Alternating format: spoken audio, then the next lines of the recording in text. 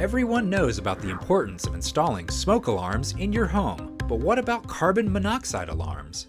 Rockville's Mayor and Council approved an ordinance that requires carbon monoxide detectors in all of Rockville's homes that have a fuel-burning appliance or an attached garage. The requirement is that by July 1st, 2019, all single-family homes, including townhouses, must have a carbon monoxide detector installed on every level of the home. Combination smoke and carbon monoxide alarms are ideal to place outside bedrooms thanks to the double protection they provide. Carbon monoxide easily mixes with air and is the leading cause of death by poison in America. Rockville residents 60 and older can request help with carbon monoxide detectors by contacting the Rockville Senior Center. A new program is launching there, allowing some senior citizens to get free carbon monoxide detectors.